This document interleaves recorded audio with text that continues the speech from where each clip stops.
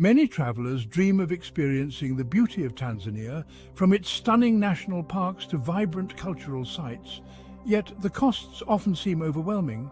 But with Visit Tanzania for Less, exploring this East African gem on a budget is not only possible, but incredibly rewarding. Whether you're a solo backpacker, a volunteer, or just a budget-conscious traveler, we provide valuable insights and resources to make your journey unforgettable without breaking the bank. Book your trip now with just a $300 deposit and flexible monthly payments until your travel date. For more travel inspiration and tips, follow us on Instagram or visit us at visittanzaniaforless.com. Visit Tanzania for Less, your dream adventure within reach.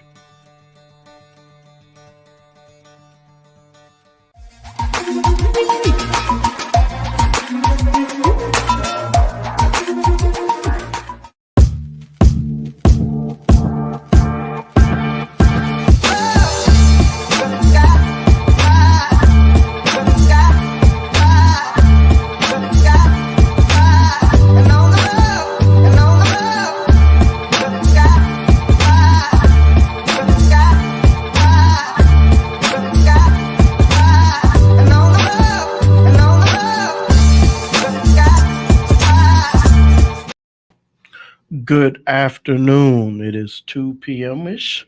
Welcome to WUVS 103.7 The Beat. This is Community Focus. As you may or may not know, this program is normally hosted by Gregory T. Roberts and myself. My brother Gregory T. has been out for an extended period of time and ill. So I ask you all to continue to say your prayers and send your best thoughts and wishes to him.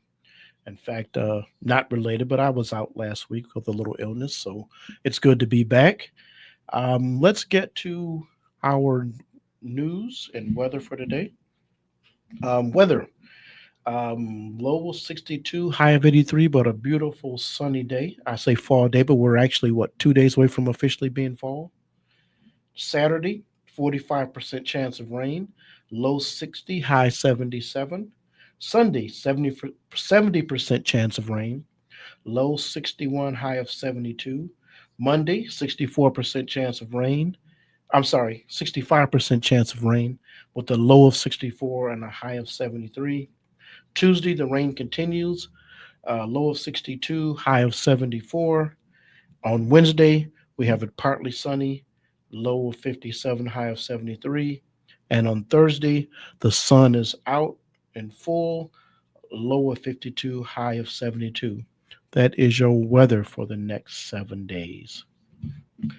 Well, I usually start the program with 5 things, not top 5, not 5 news items, but just 5 things. So this is just extra leftover stuff in my head that I want to get out, and I've gotten away from making them 5 news items.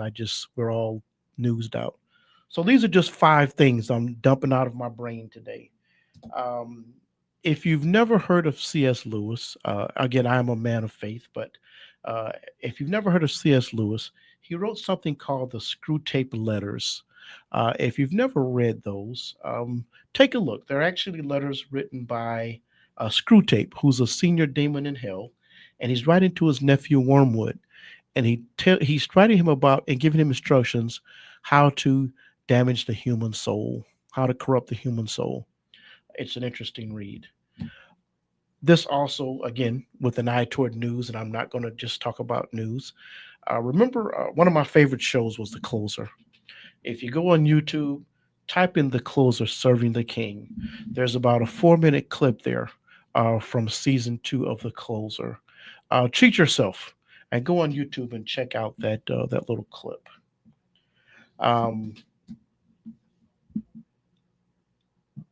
They call these the 5 freedoms. As you know, in 1788, the Constitution was signed. A few years later, they said, you know what? We got some problems. They made amendments to the Constitution. There are 5 of them called the 5 freedoms. They are of those first 10 amendments. They are the freedom of religion, freedom of speech, freedom of the press, freedom of assembly, and freedom to petition related to the government. I have a friend, we talk a lot, and people espouse and they talk about we have this freedom, but uh, take a few minutes from whatever you do this weekend, read those in the Constitution, and then just read how they have been interpreted and reinterpreted over the years. Because currently, they are all being interpreted in different ways. I'm 63 years old, and there's certain times in my life then the world specifically changed. The world changed in the 60s with the assassination of John Kennedy and Martin Luther King. The world changed in the 70s when President Nixon resigned. I believe the world changed um, I should say back. The world shifted in 1980 with the election of Ronald Reagan. I believe maybe you find some other points how you say the world changed. When the Berlin Wall came down, the world was different. The world is different. And however you see that, um, I don't want you to delude yourselves in thinking that all those freedoms aren't seen the same way. They are definitely seen different today. All right, I'm gonna get through this. Um, Lighten it up, Melvin. Okay. The Big Reds are 1-2. The Lions are 1-1. U of M is 2-1, and MSU is 3-0, which I didn't realize until today. Who do you feel the most comfortable about? Who are you the most concerned about? Put your allegiances whether you're a Michigan or Michigan State fan. Who do you feel the most comfortable about having a good season? Who are you concerned about? Fifth point, what are you doing? Kind of goes back to my third point. Uh, Things are changing. Other than posted on Facebook, what are you doing? If you like the way things are going, what are you doing? If you don't like the way things are going, what are you doing? Okay, that's my five for today. This is Community Focus. We come to this program to be educated, to share information, to share things going on in our community, our state, our nation, and our world. Today we have guests from Voters Not Politicians. What an apropos title for an organization. Will you join me in welcoming to Community Focus our guest today? Hi there. Oh, how are you ladies doing today? We're good. Yeah, pretty Good. good. I And love how the about name. you? I love the name Voters Not Politicians. I think we all can get behind the name, however we see that, huh? It should be about the voters. Let me ask you all, would you first introduce yourselves to our guest? Absolutely. So my name is Melinda Billingsley. I am the communications manager for Voters Not Politicians. And I'm Mariah Bryant. I'm the director of programs for Voters Not Politicians. Okay, thank you. And again, thank you both for joining us on the program today. Um, I know you guys were active last fall, and we had some issues around election time, but we have elections coming up in November, and there's a petition floating around that you want to talk to us specifically about today. So I'm going to hand you all the mic. Talk to us about this petition and the concerns your organization has. Yeah. So Voters Not Politicians is, first and foremost, we are here for voters. That's what we do. So Hmm. as an organization, we really promote all things that are for our democracy and are for Hmm. strengthening our democracy. So that started back in 2018 when we championed the ending gerrymandering proposal that Hmm. ultimately passed. Michigan Hmm. voters passed it overwhelmingly, Hmm. and it ended partisan gerrymandering in Michigan.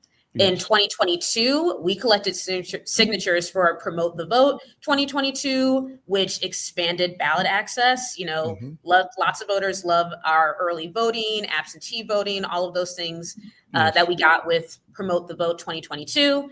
And that's just what we do. We promote democracy. Okay. Good. Yeah, and we're doing that again this year as we engage in some work around some petitions that we're seeing in the field that are quite concerning, and they do not promote democracy. And Melinda will Okay. talk a little bit about those. Okay. So what we have with these petitions is we've been calling them just voter suppression petitions because that's what Okay. they are, pure and Okay. simple. The goal of these petitions is to make it harder for people to vote. And you'll know them when you're out and about. If someone says to you, hey, do you want to sign a petition that promotes voter ID? Do you want to sign a petition about making sure only citizens vote. Those are the kinds of things you'll hear. And Okay. what's the trick behind these petitions is that they are making it harder to register and to vote for eligible Michigan citizens, eligible voters. Okay. So that's the long and short of it. Yeah. So let me ask you a question. And again, people catch you coming to the grocery store and hey, want to sign this petition. Some people do. Does the specific petition have a name or a title to it or a heading across the top of it? So the interesting part here, because normally it does. I think that's really telling actually. When Okay. we went out in 2018 with our petition, it was the Voters Not Politicians petition, right? It was the end gerrymandering petition. And we told everybody, we were very obvious about it. In 2022, promote the vote 2022. We were out there with that title. Yes. Everyone saw it.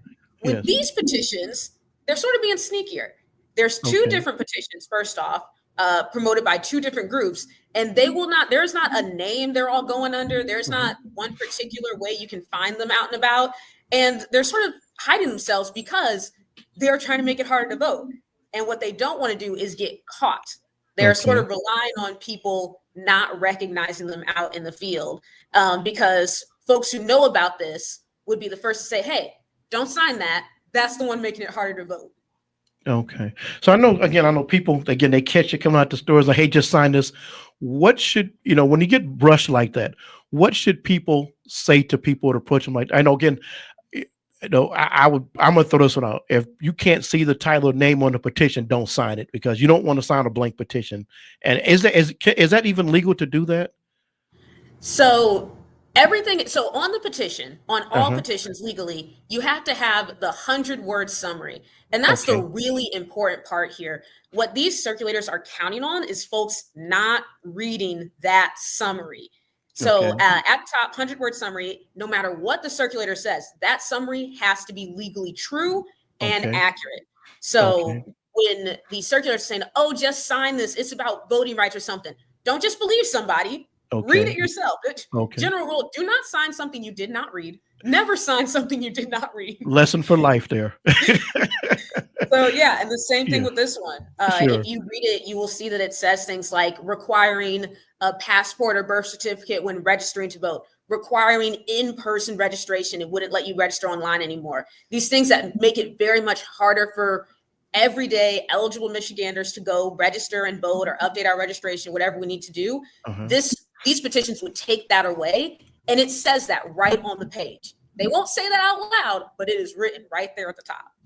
So and I've said this before. I was one of the skeptics in 2022. I was concerned about some of the changes. And I've said this not just because you guys are here.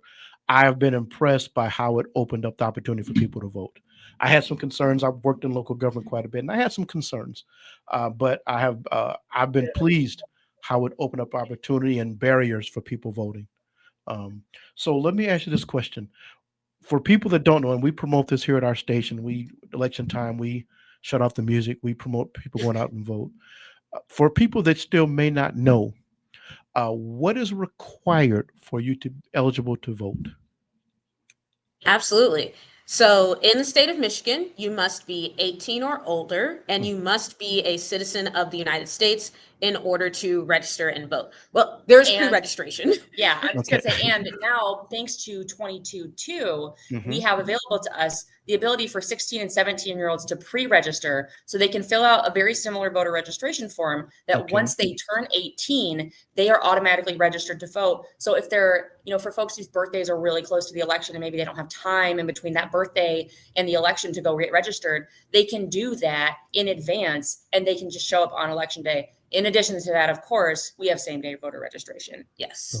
So that's for the eligibility. And then when it comes to voting, Michigan has really strong voter ID laws. Those are already in place. They have been for years.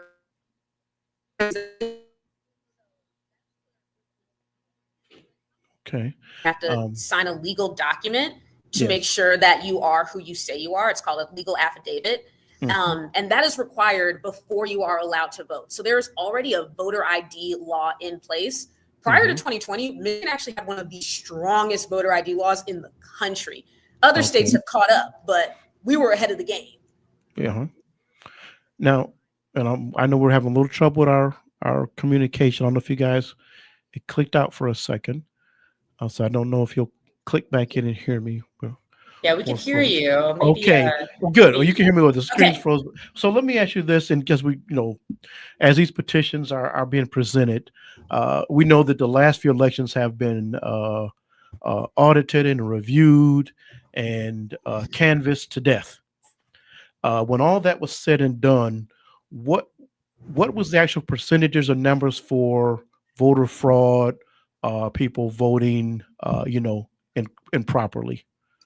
Yeah. So in the state of Michigan, after for election, Yes. we had about 15 cases of possible ineligible people voting. That Okay. was out of it was Millions. millions. Yeah. I want to say, like, top of my head, I want to it's like 5 million. Yeah, I was Voters going to guess total? we're about 9 million population, Yeah. so maybe 4 or 5 million. Yeah, I So can't get I'm my not going to calculator do to the figure out math what percentage that right is, in but front of it's, you, but yeah, it's very, very small percentage of folks who are ineligible who even try to cast a ballot. And yeah. it's really important to know we caught them. Those folks are Yeah. facing prosecution, right? Like that's not just like a thing you get away with and it's super sneaky. No one will know. They're going to get away with it. No, there are laws in place and there are policies in place, and they do catch folks if they try to vote improperly. And it's important to note, I think, that those policies and the burden of catching those folks falls to the state and the institutions responsible for protecting our voting process. That burden does not fall on everyday voters to have to, bear that burden and make sure that others are following the letter of the law. Yeah. I say this all the time. If you actually voted and you watch the process, you go down to the clerk's office, it's pretty hard to cheat on a mass scale with voting. It really, I mean, you got to really have an operation and trust some folks to really have any kind of mass scale of cheating. Again, we've heard around the country when people tried it, again, they get caught. Yes. Yeah. So I've worked as a poll worker as well, and I will say the exact same thing. It's not easy to vote all the time. Okay, you gotta fill out about 3 different pieces of paper. You gotta have the ID or something. It's not exactly like you just getting something at the corner store. It's not that easy. Anybody just can't walk up and do it. So there are really strong policies in place in our elections. Sure. It's not easy to cheat, and again, you will get caught. Yeah. So as we're ramping up for the 2024 November elections, any particular other than this petition that's being circulated, there's some other issues you all are involved in right now? So for these 2025 municipal elections that we have in not all, but a lot of communities across the state of Michigan. Yes, 25 in it. I'm sorry. Yes. Yeah. Really what we're just focused on is making sure people are aware of them. These are what we call off-year elections. So a lot of folks don't vote. Municipal turnout is really low, and it's really important. Municipal elections, local elections, that's when you decide your city council or your township representatives, your mayor, things like that. And these are the folks who have a huge impact on your everyday life. When you're thinking, I want to fix these roads, but it's like the road in front of my school or the road outside my house. Those are your local roads, and local municipal elections is where that kind of things get decided. School board for some communities, local water boards, things like that. All the things that really affect your community very directly. That's what's on the ballot in these 2025 municipal elections. Okay. Let me ask you this. Well, we don't mind naming names around here sometimes. So who are the organizations the current petitions that are going around? Who are the organizations that are sponsoring those petitions? Yeah, so the petitions that we have going around right now, these voter suppression petitions honestly, they're being sponsored by self-interested politicians who don't want people to vote, and by national special interest groups. So there are 2 groups of people who are really trying to make sure that politicians can pick their voters. They're trying to pick and choose who is allowed to participate in our elections and participate in democracy, who is allowed to have a voice. The groups are called Americans for Citizen Voting and the Committee to Protect Voters' Rights. But we kind of tell people, it's like, do not listen to the name, because they'll name themselves like Americans for Petting Puppies or something ridiculous if they think it will convince you. What you need to actually know is who is behind them, where is the money coming from, and it's folks who are trying to prevent you from voting. And these names are also on the bottoms of the petition. So in addition to reading the 100-word summary, these names legally have to be printed on the petition. So that's always a good giveaway of something you shouldn't sign. Okay. So let me ask you guys, any other on the horizon? Are there any other, and now we hear some discussion about some, whatever you can believe come out of Washington, but mail-in voting, and there was some pushback that, both Democrats and Republicans kind of like that. Again, absentee ballot, but Michigan, where we have a lot of people that are snowbirds, they like the absentee ballot. Are there any concerns now about again, I know we have this petition, but any pushback against those would have really become popular amongst voters in Michigan? Yeah, so there's been a lot of talk and chatter at the federal level from this federal administration against all kinds of voting, and really just all kinds of pushing back on all different ways that people vote, the ways that people register to vote. And again, it's the same thing of politicians who are trying to pick and choose who is allowed to participate. Yeah. So at Voters Not Politicians, we are always on the lookout for any of these kinds of attacks, whether they're coming from the state level, national interest groups, the federal administration. And we are always sending out alerts to people to let them know. So if something is coming through Congress or anything like that, we have what's called our Dial for Democracy program. You can actually sign up for it on our website at bmp.vote/dial. And that'll give you updates when these things happen so that you can reach out to your congressperson, your senator, your representative, whether that's state or federal, to say, hey, we like being able to vote and we do not need anyone interfering in our elections. Just try to get their policies across. Okay, good. Well, thank you all for joining us on the program. Again, tell folks how they can get in touch with the organization. Yeah, so you can get in touch with Voters Not Politicians on our website at votersnotpoliticians.com. If you are interested in combating these voter suppression petitions, sign up at bmp.vote/DTS. That stands for decline to sign, because you should decline to sign any petition that is trying to suppress your vote. And you can also find us on social media at Voters Not Politicians or at Not Politicians. Okay. I always like to make sure we've covered all the things you guys wanted to cover today. Was there anything else that I didn't ask you? We want to make sure our audience grasp before we close out our interview this afternoon. Right. So I'll just say it's so important that every citizen remembers that, you have a constitutional right to vote, and you shouldn't sign it away or give it away for anything, much less for fear-mongering people who try to tell you, oh, this will make you safer. You know that you are safe. You know your rights, so don't give them up. And also stay educated. Make sure you read any petition, read it. And just stay up to date. Again, you can follow us on social media at Voters Not Politicians, and we will help you stay up to date with all things democracy and voting related. Okay. Melinda, Mariah at Voters Not Politicians. Thank you all so much for joining us on Community Focus today. Thank you. Thank you for having us. Okay. We're going to take a slight break, folks, and we'll be back with our next guest. There ain't no limit to where you go when you put your heart in it. We going far, but the sky is the limit.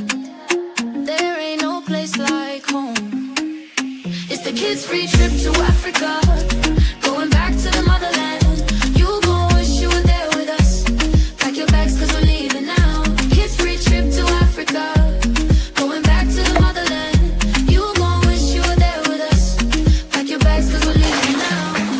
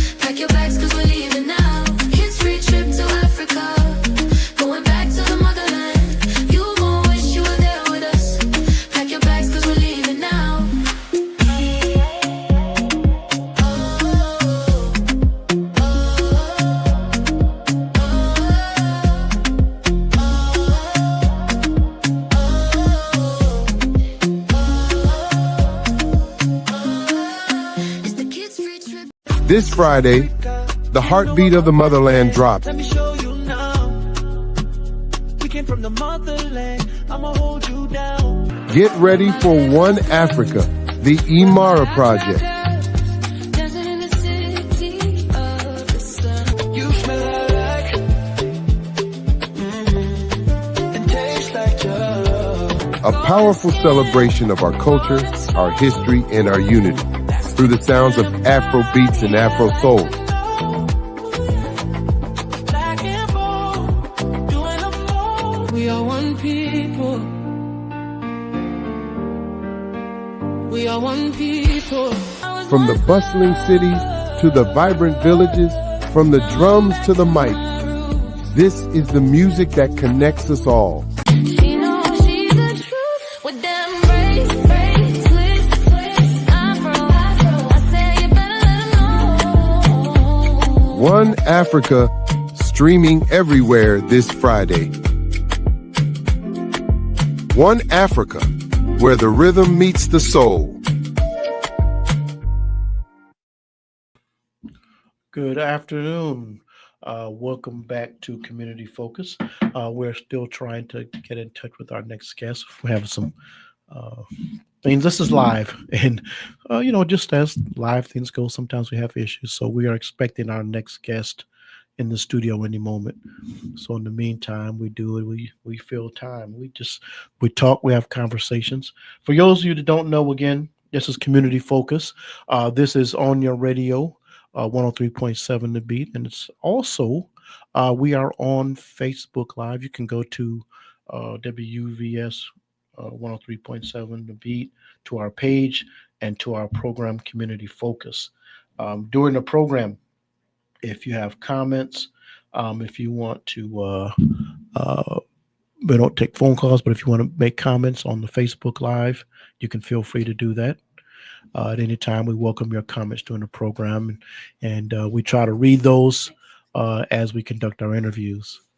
So we're going to get ourselves together here for our next guest. And this is Friday, September the 19th. I believe fall starts on the 20th. So get your bags and your rakes ready. Ladies and gentlemen, I want you to put your hands together, as my friend likes to say, and welcome to the studio my next guest. He's been doing a lot of publicity lately. I met this young man a couple years ago. Would you welcome to the studio, Eric Carter, Carter Funeral Home? Hey, welcome to the program. Hey, glad to be here. Yeah, I'm gonna ask you to scoot over toward me a little bit. We'll get you all right. Got you in the camera. I know that it's a busy time for you. It is. Good. For folks that don't know, tell people a little bit about yourself. Absolutely. So I am the proud owner of Carter Funeral Home. I am grateful to be able to be in a position to serve my community that I have done for years. Okay. I have, again, started as a little boy. I worked at Toombs Funeral Home, and I started under Mr. Toombs, and the things that he have embedded in my life and have direct me to be the best I can be now. Okay. And so I started there, and then I went on. I went to mortuary school. Then I worked at some predominant funeral homes to get some more education and knowledge under my belt. And then God has saw fit the beginning of this year to bless us with a nice facility that we was able to open up officially on June 27th. We served our first family July 1st, and we've been serving ever since then. And so I'm just proud to be a part of my community and can serve my community with honesty, transparency, committed, dedication, honor, respect, and compassion. Okay. I've worked in two different communities where we had cemeteries, and so absolutely walking through cemetery for me was just like work. Absolutely. So what makes a young man, people, you tell me we don't say mortician too much. We don't absolutely field, but what makes a young man like you decide this is the field I want to go into? Well, if you speak with a lot of my colleagues, friends that are already in the business with me, they would tell you it was nothing that made them want to do it. There's some things as a kid that made them probably be interested in it. But sometimes when we have a desire that, we interested in this occupation, but nevertheless that actually our gift from God. And so I always want to be in law enforcement. Okay. But as a kid, I always wanted to drive the hearse. It was something about the hearse. I just always just wanted to drive. And so that's kind of what led me into wanting to be a part of the funeral industry. But then when I saw the background of what it does, as in, the presentation, you may have a loved one that come in that is not in a great state, and now you fix that person up to make them look nice, and that family is pleased. There may be a time where that family, lose someone devastating unexpectedly, and you're able to help that family get through that grieving process. So it was more of you helping people at their lowest moments in their life. And so that will cultivate me to be able to say, hey, this is something I want to do. This is something I want to help. And, it's helping everybody. It's not like you isolated to only these many people or that many people, or, you have a business where only, certain people gonna come, but you have a business that everyone one day will come. And if you do a good job and you serve the people well, it's not about, all African Americans coming to my funeral home. We is a multicultural funeral home. So we serve Jewish, we serve Muslims, we serve Caucasian, we serve Hispanics, African Americans, we serve all aboard. So again, it's just something that was gift to me, that hey, God is blessing you with this, and this is what he wants you to do for his people. Okay, awesome. So tell folks about Carter Funeral Home, location, and absolutely, people have choices, which is good. Absolutely. Tell folks, it's not a commercial, but we're here. So absolutely, folks, why would they want to come to Carter Funeral Home? Carter Funeral Home is located at 3355 Miriam Street, in this great city of Muskegon Heights. Best way to describe to get there, if you're coming from Peck Street in Muskegon Heights and you're going south towards Mona Lake, when you hit that S curve, instead of going down the hill to get to Mona Lake on Hoyt Street, you go to opposite street, which is Miriam. So most it's between. Name, right? Exactly. Yeah. So that's how you can get there. Or if you're coming off Seaway Drive and you're going to turn where the old Denny's used to be, it's a sign that say Muskegon Heights, which kind of the railroad tracks divides us with Mona View, and you can take that exit where say Muskegon Heights, and we're next to like Mocha and the radio station in that same area. Our signs is getting out next week, so it'll be out there for people to be able to know where we're located. We have a 9,000 square feet new modern facility. We can host up to 300 people in our building, as well as we have 2 chapels, a larger chapel, a smaller chapel. We also have a family center where they can eat and gathering.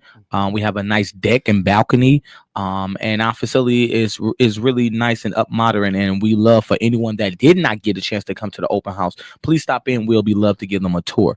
But to your question, why would anyone that lose a loved one would choose Carter Funeral Home? One is because we care. We care for families. When they walk through our doors, we are a funeral home that cares for them right then and there. What we do is we let them know that we care for them, as in we treat them like they are our family.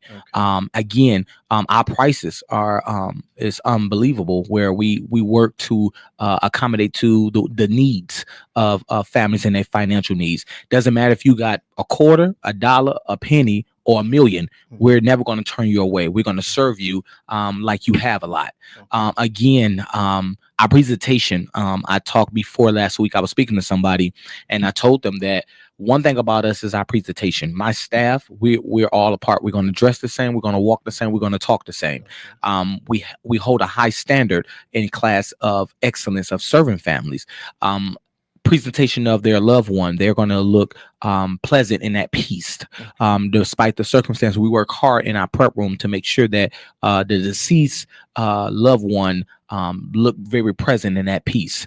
Again, not only the prices and not only our presentation, but because the love we share and spread to others, we look at some things that we can change, and we getting in the community. Last week, we just did a free gas giveaway. Okay. I wish I could have gave the whole. I was sick all weekend. Okay. I ran out to run to the church, and I was like, "What is going on around here?" I saw the cars, so that's what was. I never did. Absolutely. So you're doing a free gas giveaway. So we did it last Saturday. We did a free gas giveaway to about 100 cars. You had them lined up around the block. Yep, lined up around the block. And I'm telling you, people I walk past now, they say, "Yeah, I didn't get a chance to get there, but I still want my gas."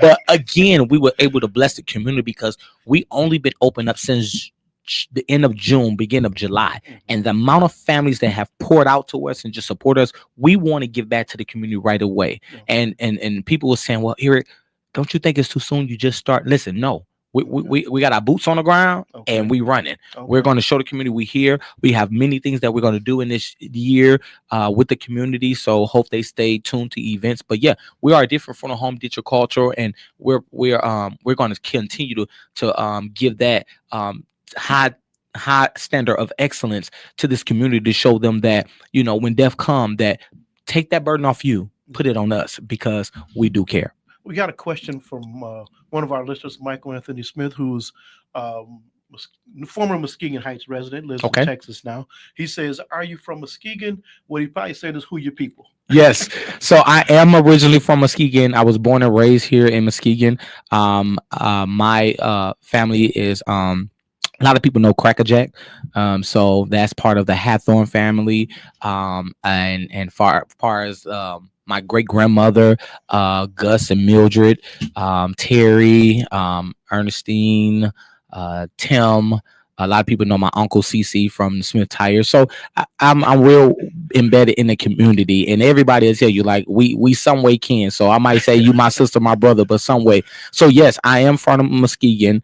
And born and raised here, graduated, went to Heights all my life, but I graduated from Orchard View, and then I went over to mortuary school in Chicago. Okay. So while I have you here, and you know, I'm a pastor. Absolutely. And, man, dealing with death and funerals is not one of our fun times. So let's talk to the community. We'll put on your other hat, in addition to your own funeral home, but what are some of the things we still have to tell our community? And, we're all going to, until the Lord comes up, we're all going to have to deal with somebody's funeral home somewhere. What are some of the messages we still need to make sure we're telling our community in terms of preparing for funerals, death, those kind of things? Absolutely. Funny, Pastor, that I just made a live on our website about thanking the community for the giveaway to come, but I also was talking about pre-arrangements. Yes. It is important, and this is for the community, not just for any community. We do not want to talk about death. Right? We don't want to talk about it, but it's a necessity. It's important for we to discuss that with our children, with our family, because oftentimes I find that families will come in and I'm telling you, they have no idea what their loved one want. And that is a hardship. They already trying to deal with it emotionally and mentally. And now they got to make these hard decisions to grieve and to make those arrangements to finalize their loved one. But it's hard when, the loved ones haven't left out instructions. That's like, if you go in, if you want me to drive a car, how do I learn how to drive a car? There's instructions. Yes. If to get the best out of a car, there's an owner's manual. If you read those instructions, they're going to tell you. If I'm building I'm building a cabinet, it's going to give me instructions. I can't just go in and do it. It's going to be difficult. I can get it done, but it's going to be difficult. And that's the same thing in the funeral industry. We have to teach and talk about death. We got to talk about what do we want to happen. Well, it ain't just say, Pastor, I just want to be cremated. No, what do you want to see with cremation? I want to be cremated. I want you to take care. Who do you want to handle your arrangements? Because I'm telling you, when people pass away, that can divide a family as well. It's funny, a situation I know of. There was a cremation and people was like, okay, who want the ashes?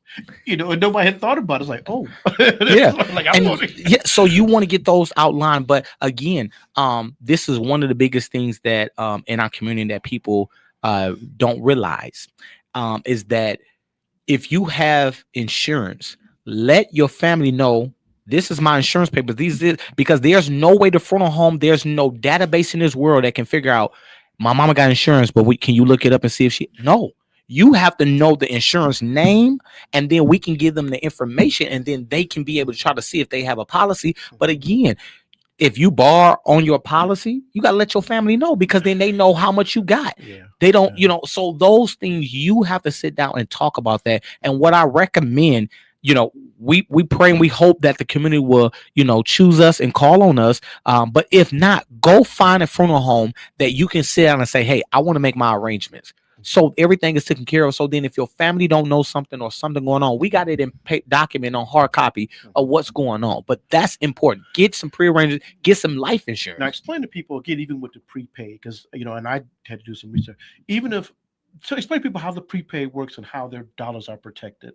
Yes. So there's irrevocable and revocable, guaranteed, non-guaranteed. So oftentimes if you decide to do a prearrangement and you pay it in full, then whatever my price is, say my price is $5,000 for a service, it locks you in. So 10 years from now, you pass away, we still got to honor that contract. But if you didn't pay it in full, or there's some other circumstances that you weren't able to fulfill that obligation, then now it's non-guaranteed. So whatever you put in is safe, but now whatever today's price is what your family have to pay. But again, it's just like a trust fund. If you make your prearrangements with us, we put them funds into a trust. We can't touch that until you pass away and your next of kin will sign off saying release the money to the funeral home. So your money is secured, and there's no way we can take it unless you decide to take it out or unless you pass away. And again, if you made and this is what the community don't know as well, if you made prearrangements with another funeral home and you decide to switch, you can switch at the time of death or you can switch before. That money still goes with you. So it's not obligated to that funeral home. So again, it's good to get that stuff done. And if you have insurance, still sit down with that funeral home, make those arrangements so they know what insurance company you got. So if something happened, they can be able to follow up. It's just important. Again, we try to, and even in Muskegon County, I don't know if people are familiar with freewill.com and even absolutely through the foundation. So we're trying to move those barriers because, man, just GoFundMe is just not a way to take care of family needs. It's not, and honestly, we I'm not going to say we don't take GoFundMe, but we don't wait on GoFundMe. That's not a source where we can say that's a reliable source, because finding out they taking a certain percentage, and we don't want to get to posting money and pictures all over the city and stuff like that. Get some insurance. If you older and you be like, well, I got all these medical, come see me, come see some. Listen, we can still find a way to get you some insurance, because you may not have the eligibility for life insurance, but there's burial insurance. So those are the two different things that you can get: burial insurance or life. Okay. Yeah, that's good again.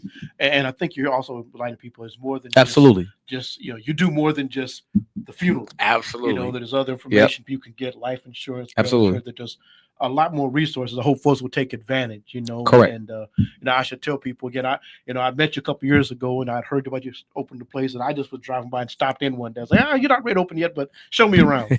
And so I appreciate you doing that. And the energy you're bringing to to want to serve the community. Yeah, we are blessed. I'm telling you, we are honored that we were able to open up and just pour out to the community, and they pour out to us, and they say we're gonna go to the Carters, and they could have chose anywhere to go, but they chose us. So we don't take that lightly, and we looking forward to continue to serve this community with many more years to come. Okay. Now, so what's some of the feedback you've been getting the past couple of months since you've been open? What's some of the feedback you've been receiving? So a lot of feedback was they like our facility. One thing is people want to go somewhere where that when they invite guests to come to a service of their loved one, they want to make sure the facility is top notch. And so our facility has brought a lot of people and a lot of attention. Again, our presentation, the deceased loved one, they look very peaceful, and so that is one of the things that my craft is in, and what I'm hardcore on, to make sure that loved one look nice. You can give them all the discounts you want, and you can give them the best limo and hearse, but if that loved one, if they're not happy with how that loved one look, your business will go down. And then treat treat them right. You got to be able to talk to people right, treat people right, and show them that you there and that you need them just as well as they need you. And so again, the feedback we have get was your staff. They're wonderful. They're doing different things. They're greeting us. A lot of people like the crowning ceremony. So we crown the deceased if they choose to. We offer them, tribute blankets. We give them pillows. We got so much other stuff that we're doing differently. A lot of my colleagues down south, they do a whole shebang with the funeral. And so that's what I kind of trying to mock to bring up here, because the northern, we just traditional. And so I'm just trying to bring another customized way to personalize a loved one going home. Giving people some different options. Absolutely. Absolutely. Now I thought I saw, again, I was sick all last weekend. Just terrible. Now I see you're going to be get behind the microphone as well, aren't you? So yeah, that's something that is in the making. Okay, that's something in the making. Okay, so I'll see your Facebook post. Absolutely. Yeah. Yep. That can't talk about it now. Nope. That is something. Okay. That's something in the making. Okay. That's something in the making. Oh, good. But I'm grateful for every opportunity that come our way. Okay. Good. Tell folks again address how they can get in touch with you. Absolutely.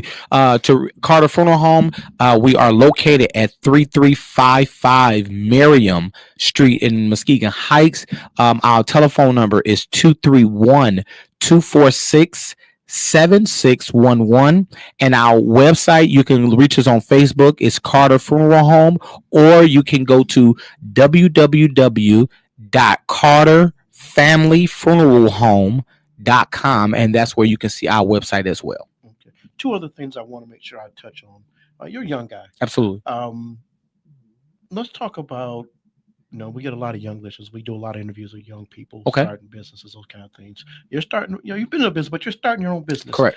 Let's talk about first the profession side of becoming a funeral home director, the education involved, the training involved. Absolutely. To do that. Absolutely.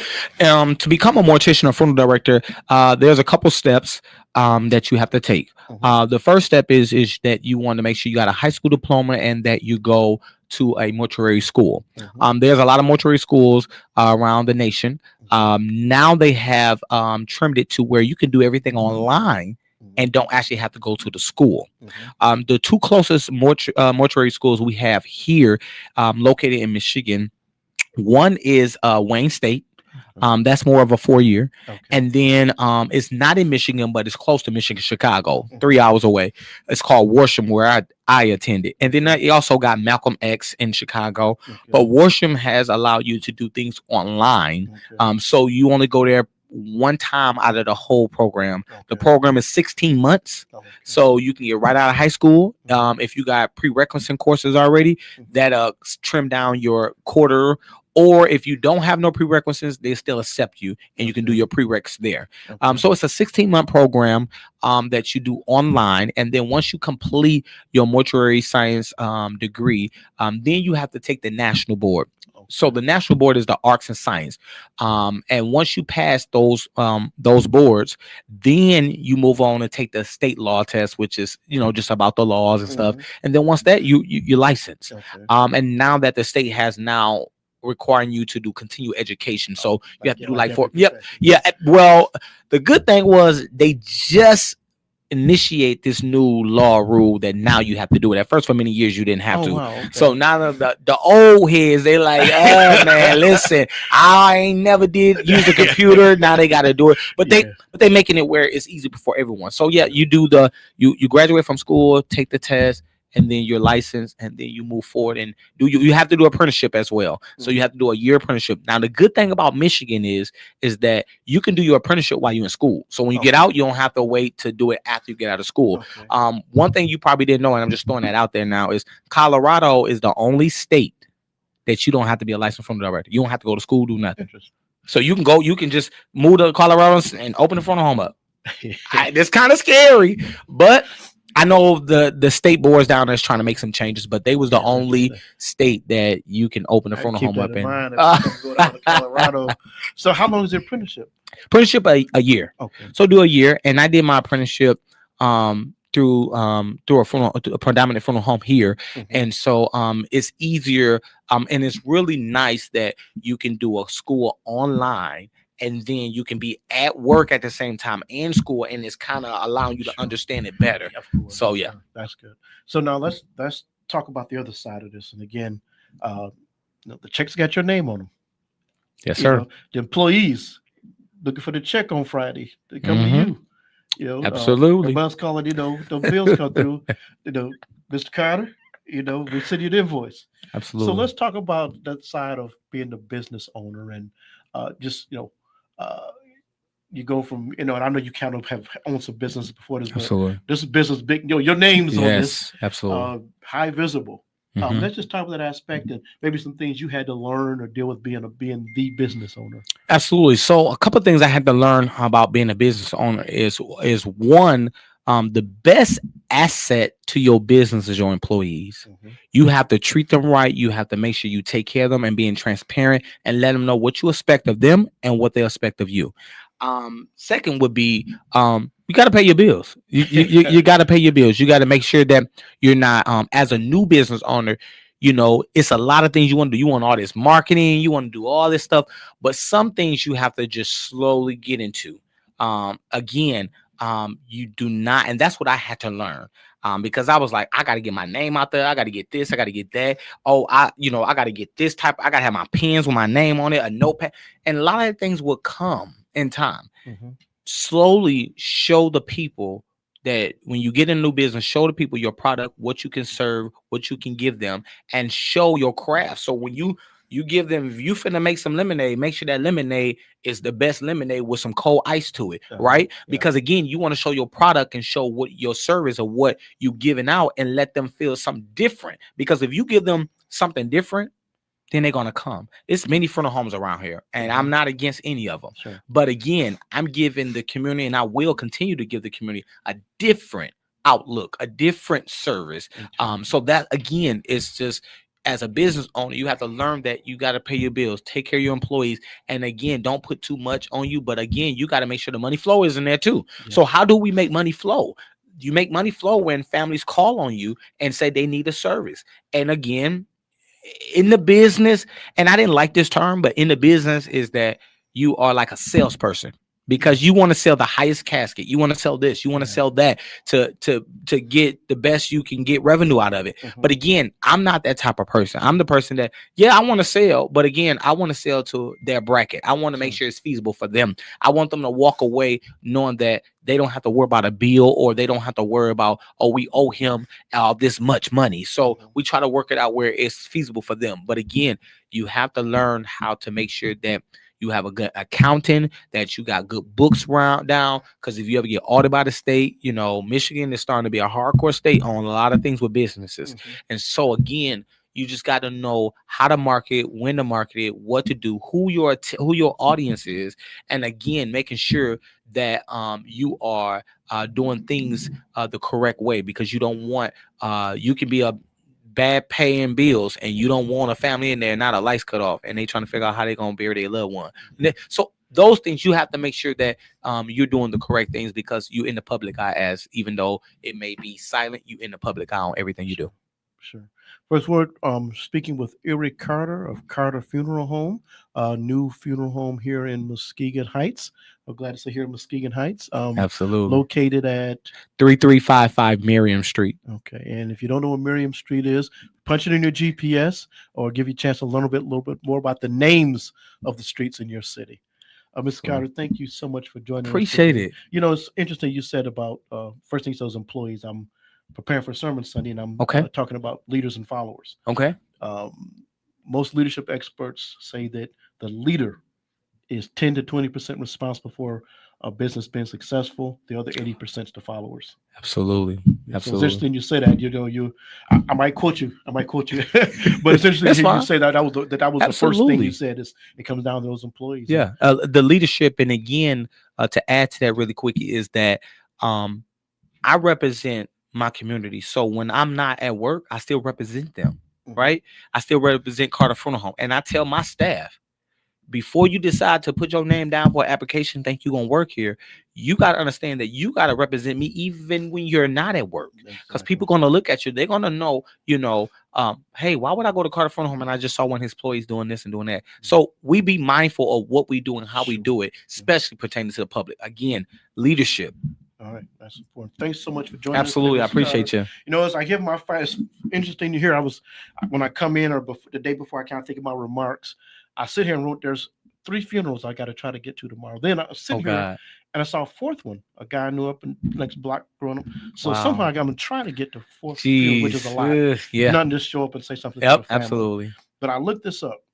Most common quotes people make before they're dying. They said, people don't make long, profound statements like you think. Absolutely. I love you. I forgive you. Please forgive me and thank you. Most common quotes by people as they're dying. True. So you know what? Let's not wait till we're dying. Absolutely. That's my final thought for today. How about I love you. I forgive you. Please forgive me and thank you. Why don't you say those to somebody this weekend? Make your life better. Make their life better. This has been Community Focus. We'll see you all next Friday. The wait is over. The all-new Umoja Radio Network, home to over 40 Black-owned radio stations and podcasts, is here for you. Connect to the world's fastest-growing collection of unapologetically Black and proud media, from podcasts to independent Black-owned radio stations, and access to the important news and music you need. Umoja Radio is from our culture, by our culture, for our culture. The all-new Umoja Radio is available right now on Google Play and the Apple Store. Join the movement. Be empowered.